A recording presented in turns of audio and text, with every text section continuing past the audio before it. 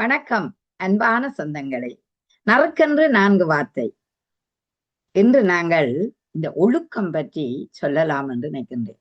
ஒவ்வொரு பெற்றோரும் குழந்தைகளை வளர்க்கிறார்கள். உண்மையும் அதுதான். அதாவது எப்படி என்றால், எங்கள் குழந்தை நல்லவராக வல்லவராக வர வேண்டும் என்பது ஒவ்வொரு பெற்றோர்களுக்கும் இதயத்தில் இருக்கின்ற உண்மையான ஒரு எண்ணம் தான். ஒவ்வொரு குழந்தையும் தானாகத்தான் வளர்கிறது. குழந்தை தானாக வளர்கிறது. குழந்தைக்கான உணவு, உடை போன்றவற்றை நாங்கள் வாங்கி கொடுக்கிறோம். இங்குதான் மிக முக்கியமாக எங்களுக்கு தெரிய வேணும், ஒழுக்கத்தை நாங்கள் குழந்தைகளுக்கு கற்றுக் கொடுக்க வேணும். உண்மையிலேயே ஏன் கற்றுக் கொடுக்க வேணும் அல்லது காட்டிக் கொடுக்க வேணும் என்று நீங்க நினைக்கிறீங்களா? ஒரு குழந்தையானது தாய் தகப்பனை பின்பற்றித்தான் வாழும். ஏனென்று கேட்டால் அது ஒரு களிமண் போன்றது. அந்த களிமண்ணை பிசிய பிசிய ஒவ்வொரு உருவங்கள் வரும். அதுபோலதான் அந்த குழந்தை என்ற எண்ணம் பார்க்கிறதெல்லாம் அப்பா அம்மாவை. அவர்கள் என்ன செய்கிறார்கள், அதன்படியே அது ஒழுக நினைக்கின்றது உண்மை. அந்த ஒழுக்கத்தை அந்த தேவையான இடங்களில் குழந்தைகளுக்கு காட்டியும் கொடுக்க வேண்டும், கற்றும் கொடுக்க வேண்டும். என்றால் ஒழுக்கம் அதை திருவள்ளுவர் அழகாக சொல்லுகிறார். எப்படி? ஒழுக்கம் விழுப்பந்தரலால் ஒழுக்கம் உயிரினும் ஓம்பப்படும் என்று. அப்ப பாருங்கள், இவ்வளவு முக்கியம் வாய்ந்தது அந்த ஒழுக்கம் என்று. அந்த ஒழுக்கம் உயிரை விட முக்கியமானது. ஏனென்றால் ஒரு மனிதன் பிறந்து வளர்ந்து சமுதாயத்துக்கு வரும்போது அவன் ஒழுக்கமுள்ள சீலராக இருக்க மற்றவரால் மதிக்கப்படுகிறான்.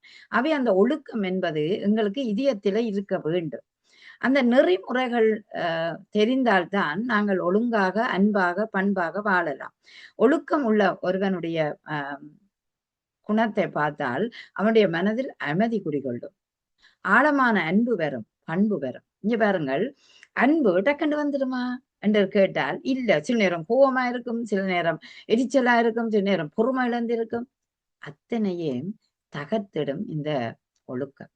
நீங்க பாருங்கள், உங்களுக்குள்ளேயே இறைநெறிகளோடும் தியானங்களோடும் அந்த பண்புகளோட நீங்க வளரிக்க அன்பு தானாக வரும். ஒவ்வொரு உயிர்களிடமும் நாங்கள் அன்பு செலுத்த வேண்டும். அதனால் தானே நாங்கள் அழகாக பாருங்கள், பொம்மைகளை அழகாக வைத்திருக்கிறோம். அதே நேரம் மீன்களை அவர்களை மீன் தொட்டிகளை பார்க்கும்போது அவர்களை நேசிக்கிறோம். ஆடு மாடு உயிரினம் அத்தனையும் நேசிக்கிறோம் அல்லவா? ஏன் பறவைகளில் கூட எங்களுக்கு இவ்வளவு ஆசை இருக்கிறது. சில நேரம் கிளிய பாருங்கள், நாங்கள் அதை கொண்டு வந்து கூட்டிலே வீட்டிலே வளர்க்கிறதும் உண்டுதானே, அதிலே ஆசை. ஆகவே மற்ற பிராணிகளிடமும் அன்பு காட்ட வேண்டும். அதுவும் ஒரு ஒழுக்கம் சார்ந்த விடயம்தான். ஆகவே அந்த அன்பு பெற வேண்டும் என்றால் எங்களுக்கு நல்ல குணம், அதாவது ஒழுக்கம் என்றால் என்ன? நல்ல குணம் உங்களுக்கு இருக்கணும். அந்த நல்ல குணம் என்றால் என்ன? அப்ப தீய குணம் பெறாத ஒன்று. எல்லோருக்குமே தீய குணமும் இருக்கு, நல்ல குணமும் இருக்கு. தீயதை தீயதென்று விலத்தி விட்டு நல்ல குணத்தோட நாங்க வாழ வேணும். ஏனென்றால் அந்த தீமை செய்பவர் தான் அந்த தீயவர் என்று எடுத்துக்கணும். நாங்க ஏன் தீமை செய்வோம்? அதுல என்ன விரியோசனம்? மனிதன் வாழ்க்கையை குறுகிய வாழ்க்கை. அந்த குறுகிய வாழ்க்கைக்கு நாங்கள் அன்பாக ஒற்றுமையாக இருந்தோம்னா இவ்வளவு சந்தோஷமா இருக்கும். பாருங்கள், நீங்கள் நல்ல ஒழுக்கமுடையவராக இருந்தால் உங்களோட மனதிலேயே நல்ல எண்ணங்கள் பதியும். நீங்க நல்ல செயல் செய்யணும், மற்றவருக்கு உதவி செய்யணும், இயற்கையை பாதுகாக்க வேணும், ஆசிரியருக்கு உதவி செய்யணும். அப்படியே உங்களுக்கு இந்த நல்ல மனநிலை உங்களுக்குள்ள வரும். பெற்றோரை மதிக்கணும், பெரியோரை மதிக்கணும். மதிக்கிறது ஒரு மரியாதை நிமித்தம் என்றால், ஜப்பானியரை பாருங்கள், அவர்கள் தலைகுனிந்து வணக்கம் என்று சொல்றார்கள். ஆகவே தலைகுனிந்து நீ படிப்பதெல்லாம் தலை நிமிர்ந்து நிற்பதற்காக என்றாலும் அந்த பணிவு ஒண்ணுக்குள்ள வரணும். அதனால ஒழுக்கம் சார்ந்த விடயங்களில நீங்கள் கொஞ்சம் கவனம் செலுத்துங்கள். ஒழுக்கம் உங்களுக்கு வந்துட்டு என்றால் உங்களுக்கு கெட்டிக்காரர். நீங்கள் ஒழுக்கம் வந்து விட்டுதான் உங்களுடைய வாழ்க்கையில ஒரு முன்னேற்றமும் தெரியும். என்றால் உங்களை மற்றவர்கள் மதிப்பார்கள், மற்றவர்கள் மரியாதை தருவார்கள், நல்ல பிள்ளை என்று சொல்வார்கள். ஆதலால் நீங்க முக்கியமாக அடுத்த சந்ததிக்கு, எங்கட சந்ததி எல்லாம் பஸ் ஓடிட்டுது, கையாட்டி பிரயோசனம் இல்லை. அடுத்த சந்ததிக்கு நீங்கள் கொடுக்க வேண்டும் என்றால் நிச்சயம் சின்னல இருந்தே இந்த ஒழுக்கத்தை கற்பித்துக் கொள்ளுங்கள்.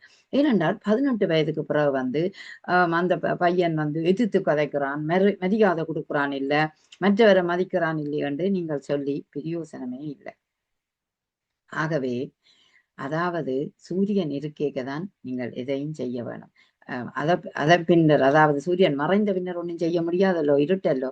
அதுபோல காலம் போய்விட்டால் உங்களுக்கு ஒன்றுமே செய்ய முடியாது.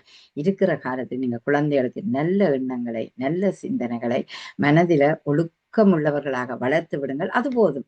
அவன் ஒரு 10-15 வயசுக்கு பிறகு வெளிச்சூழலுக்கு வரும்போது அருமையான ஒரு குழந்தையாக உருவாக்கப்படுவான். ஏனென்றால் அகச்சூழல் அருமையாக இருந்தால் தான் புறச்சூழல் மாற்றங்களால பாதிக்கப்படாமல் இருக்கும். எனவே நீங்க கொஞ்சம் முயன்று பாருங்கள். இந்த இந்த பொழுதுபோக்குகள் அல்லது இந்த சின்ன திரைகள், சினிமா படங்கள் அதுகள்ல கூட நேரம் செலவழிக்கிறீங்க. கொஞ்ச நேரம் அது பாருங்க இல்லையண்டு இல்ல. கொஞ்ச நேரம் உங்கள் குழந்தைகளோடும் நீங்கள் குலாவுங்கள். வெளியில் கொண்டு போங்கள். நல்ல செயலை சொல்லிக் கொடுங்கள். நல்ல ஒழுக்கம் உள்ளவர்களாகவும், தூய்மை உள்ளவர்களாகவும், நன்மை செய்யக்கூடியவர்களாகவும், வீரர்களாகவும், வல்லவர்களாகவும் வளருங்கள். அதுதான் அது வளருங்கள் என்றால் நீங்க சொல்லிக் கொடுங்கள். அவர்கள் வளர்வார்கள் நிச்சயம். அந்த தன்னம்பிக்கையை நீங்கள் ஊட்டி வளருங்கள். நிச்சயம் அந்த குழந்தை சிறப்பாக சமுதாயத்தில் ஒழுக்கமுள்ள சீலரா மட்டுமில்ல, அவன் உயர்ந்த முன்னேற்றமான இடத்தில் வருவான் என்ற நம்பிக்கையோட உங்களிடமிருந்து விடைபெறுகிறேன். நன்றி, வணக்கம்.